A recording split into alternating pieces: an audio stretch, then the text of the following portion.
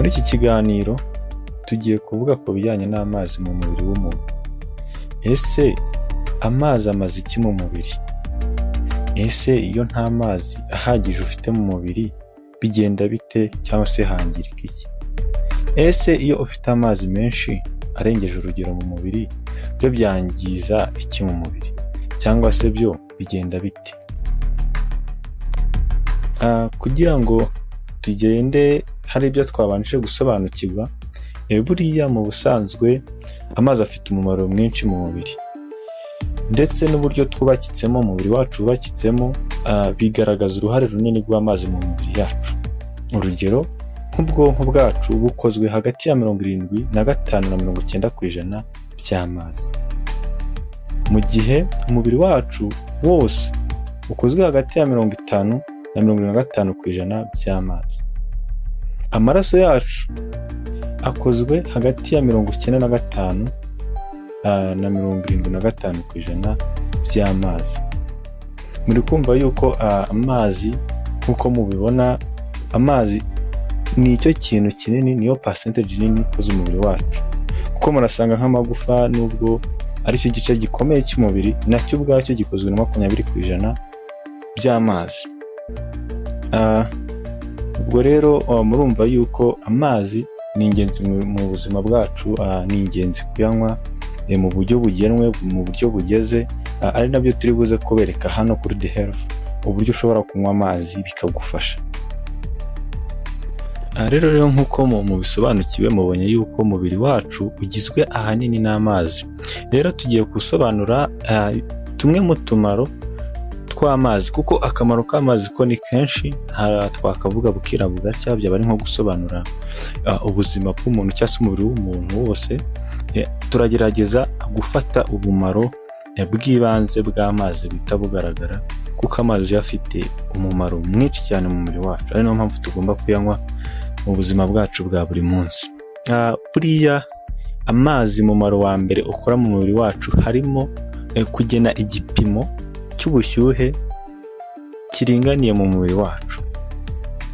Igipimo cy'ubushyuhe cy'umubiri w'umuntu kiri mu kigero kigomba kuba kiri hagati ya degre Celsius 36.5 kugeza kuri 37.3. Izo ni degre Celsius tugomba kuba dufite mu mubiri wacu igihe turi bazima tutarwaye. Rero kugira ngo umuntu agire icyo gipimo cy'ubushyuhe, umubiri wifashisha amazi, cyangwa se amazi ubifashamo umubiri. Ubidufashamo gute rero kugira ngo turinganize igipimo cy'ubushyuhe mu mubiri wacu? Muri siyanse ibyo nibyo bakunda kwita body temperature regulation by sweating, cyangwa se ni cyagihe iyo umubiri ushyushye cyangwa se wowe uri ahantu hashyushye uzatangira kubona ubira ibyuya. Biriya byuya ni amazi umubiri uba wifashishije ugira ngo ukonjeshe cyangwa se ugabanye igipimo cy'ubushyuhe mu mubiri. Rero iyo nta mazi wanyoye ntago umubiri ubona ikintu ukoresha muri iriya process yo gusweatinga cyangwa se yo kubira ibyuya kugira ngo ukonjeshe cyangwa se ugarure igipimo cy'ubushyuhe hasi. Hano ikintu wakuramo cyangwa se iyi somo ry'ingenzi wakuramo nuko mu gihe urwaye, kubera ko iyo urwaye umubiri ugerageza kwirwanaho ukazamura igipimo cy'ubushyuhe kugira ngo ugerageze kwica za microbes zawinjiyemo. We bigusaba rero kugira ngo unywe amazi, kugira ngo ayo mazi aze gufasha umubiri mu kuregura cyangwa se mu kugereranya igipimo cy'ubushyuhe gikenewe, kuko iyo kirenze cyane kikagira muri za 38, 39, hari ibindi bintu bidufasha mu mubiri wacu byitwa enzyme, abascientifique bise enzyme. Izo enzyme rero zitangira gupfa, ugasanga ubuzima bwawe butangiye kujya mu kaga. Ni ukuvuga ko rero ubwo ngubwo mu gihe urwaye byaba byiza umekinze sure neza ko wanyweye amazi ahagije, usibye ko no mu buzima busanzwe tugomba kunywa amazi ahagije. Tuvuye kuri icyo ngicyo rero cyo kuringaniza ubushyuhe, twahita dukomeza no kuba hari undi mumaro ukomeye amazi adufasha, ukomeye cyane, ari wo wo gutwara isukari ndetse n'umwuka. Isukari itwagwa ndetse n'umwuka igatwagwa mu tunyangingo turi hirya no hino mu mubiri wacu kugira ngo wifashishe iyo sukari gutanga imbaraga umuntu aba akeneye. Bivuze ko murabizi yuko isukari niyo essence y'umubiri wacu hamwe n'umwuka oxygen. So iyo bitageze rero mu tunyangingo aho bikenewe, umuntu ashobora kugira ibibazo biramutse bibaye ku bwonko. Umuntu ashobora kugwa igihumure, ashobora no gupfa ku mutima ushobora guhagarara. Rero no ku bindi bice iyo hatageze isukari ihagije n'umwuka uhagije, habaho ibibazo bikomeye cyane. Niyo mpamvu iyo utanyweye amazi uzumva unaniwe, uzafiringa tired. So bivuze yuko ntabwo isukari biri kugera neza mu tunyangingo tw'umubiri wawe. Ikindi ntabwo coordination y'amakuru cyangwa se ibyitwa muri science nervous impulse iba iri gutwarwa neza. So iyo rero iyo utanyweye amazi ahagije cyangwa se ufite ikibazo cy'umwuma mu mubiri wawe, habaho kuba amasukari ndetse n'umwuka bitari gutwarwa neza. So rero kubera yuko amazi adufasha muri iki kintu, ugomba kunywa amazi nk'uko mu bugirwamo inama n'inzobere mu by'ubuzima, ari nabyo natwe hano turi kubabwira, kugira ngo aka kamaro ka kabiri nako amazi akagufashemo neza cyane. Tugiye ku mumaro wa gatatu. Umumaro wa gatatu rero, amazi udufasha mu guhehereza mu ihiniro z'ingingo zacu, urugero nko mu ivi cyangwa se mu ihiniro ry'akaboko. Iyo rero utanywa amazi ahagije cyangwa se ufite ikibazo cy'umwuma mu mubiri, hari ubwo wumva ubabara mu mahiniro y'ingingo zawe. Biterwa n'iki? Nuko amazi atuma habaho ubuhehere cyangwa se guhehereza muri izo mpiniro cyangwa se mu mahiniro y'ingingo zacu, bigatuma hatabaho kwikubanaho kw'amagufa cyangwa se ibyitwa cartilage biba biri hagati aho ngaho mu mahiniro. Iyo rero utanywa amazi ahagije cyangwa se ufite ikibazo cy'umwuma, ushobora kumva ubabara mu ngingo. Ibyo rero bikakwereka ko umubiri wawe ntabwo ufite amazi ahagije, usibye ko bishobora kuba n'ibindi bibazo n'ubundi burwayi bwo mu ngingo, ariko n'amazi ashobora kuba imwe mu mpamvu ishobora gutera uko kubabara cyangwa se ubwo buribwe.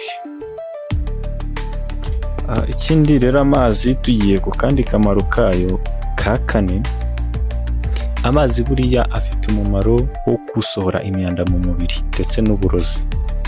Iyo rero utanywa amazi menshi ahagije, bituma habaho gukwirakwira kw'imyanda mu mubiri wawe ndetse n'uburozi bumwe na bumwe buri mu mubiri wawe ntibusohoke.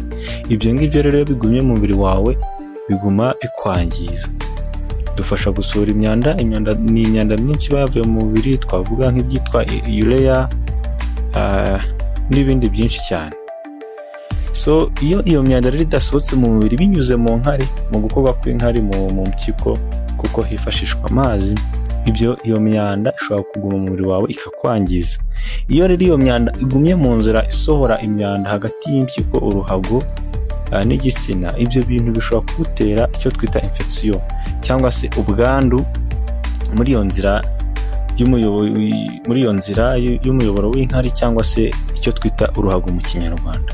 Kuko iyo unywa amazi, iyo hajemo icyo twakwita nka microbes muri iyo nzira, amazi uko uri kwihagarika cyangwa se uri gusoba, niba ariko twabivuga, ayo mazi asohora na microbes zishobora kuba zaje muri iyo nzira, bikakurinda kuba wagira ubwandu cyangwa se infection muri iyo nzira. Ikindi, iyo utanywa amazi ahagije, iyo myanda nizo za urea twavuze n'ibindi bikaguma muri iyo nzira, biba isoko cyangwa se intandaro yo kuba hari za microbes zakura. Iyo rero zikuze, ushobora kugira ubwandu cyangwa se infection mu ruhago rwawe, ibyitwa muri science cystitis, cyangwa se no muri iyo nzira y'umuyoboro w'inkari ukaba wagiramo infection, byo mujya mwumva bavuga ngo ni UTI cyangwa se urinary tract infections. So kugira ngo ibyo bintu byirinde, ugomba kunywa amazi ahagije kugira ngo agufashe gusohora imyanda yaba intandaro cyangwa se indiri y'izo microbes, ndetse kandi binagufashe kuba wasohora microbes zamaze kugera muri iyo nzira. So kunywa amazi rero murumva ko ari ingirakamaro. Usibye ko ubwo atari bwo bumaro bwonyine dufite, amazi afite imimaro myinshi. Reka dukomeze n'akamaro ka gatanu, aho amazi adufasha mu kugabanya ibyago byo kuba umuntu yarwara constipation, icyo mwita mu Kinyarwanda ngo ni impatwe. Iyo rero umuntu atanywa amazi, buriya aba ari mu byago byo kuba yagira iki kibazo cy'impatwe, cyangwa se umwanda ukagenda ugafunga amara ku buryo utabasha gusohoka. iki ni ikibazo gikomeye cyane, abantu ntabwo babasha kumenya uburemere bwacyo, ariko amazi ni kimwe mu bintu bishobora kukurinda ndetse no gutuma udahura n'iki kibazo cya constipation cyangwa se cy'impatwe. Ubundi mumaro amazi adufitiye turahasanga icyitwa kuba dufasha mu gushwanyaguza ibyo twariye ngo bivemo uduce duto duto dushobora kwinjira mu maraso ngo umubiri dukoreshe.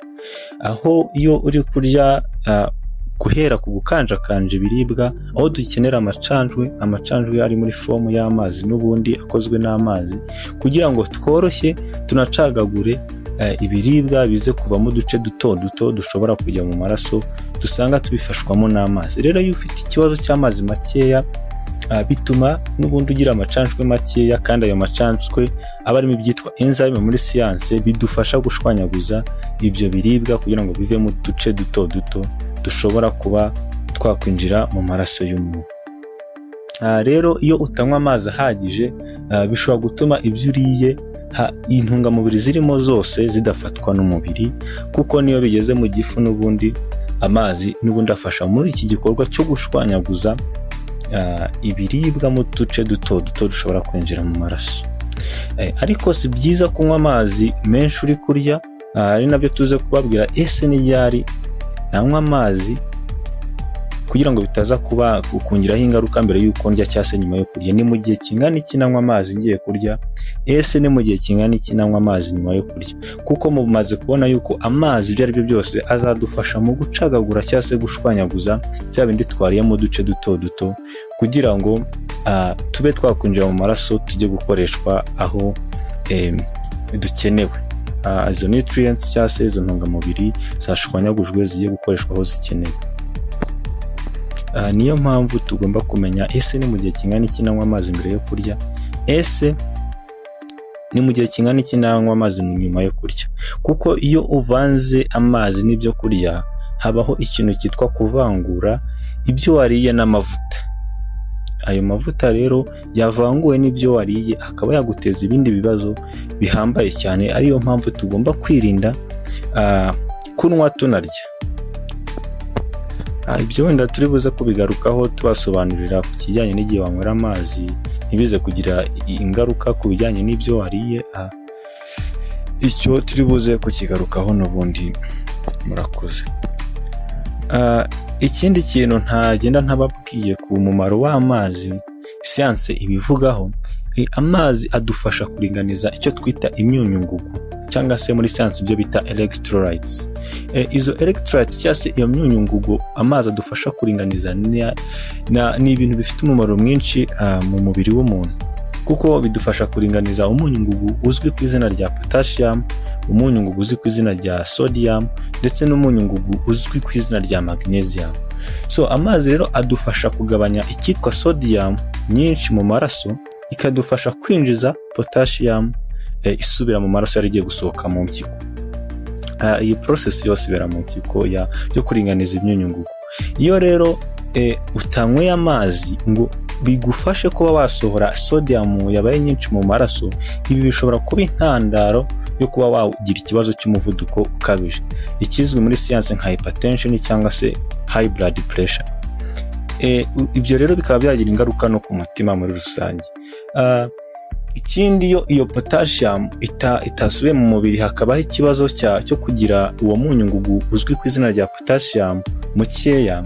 Ibyo ibizwi muri siyanse nka hypokalemia, hashobora kubaho guteragura nabi k'umutima, bishobora no kuwuviramo guhagarara, ibizwi nka cardiac arrest.